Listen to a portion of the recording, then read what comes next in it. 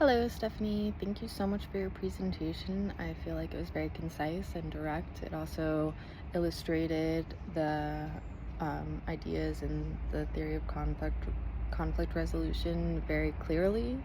I also feel that the example you used in your real life situation worked out really well, especially because of the fact that you were able to take what knowledge you gained from the course and apply it in real time to see how just changing the way that you talk and the way that you communicate during a conflict and how it can change the results from being something where the conflict does not get resolved and continues to something where you're able to come up with at least some sort of resolution. I'm curious if you have any ideas or plans on implementing other strategies of the 14 strategies to um, making the relationship between you and your stepfather even more cohesive and um, eliminating any residual conflict you might have.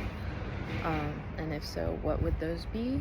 I know that for me, my biggest struggle with conflict growing up and something I've been working on is that I would take conflicts way too personally rather than viewing it as like an outside thing that needed to be resolved. I would view it as kind of a like chip in my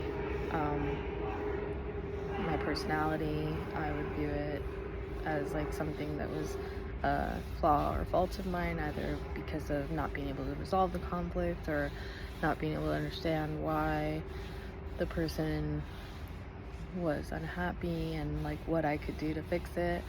And a lot of the times using the conflict methods and stopping and listening and communicating appropriately can help resolve those things rather than having to necessarily figure it out. It's more about really listening actively.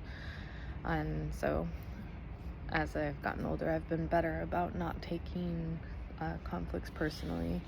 But I'm very happy that you were able to utilize those strategies and reduce the conflict in your life. And I think that's amazing. And thank you so much for your presentation.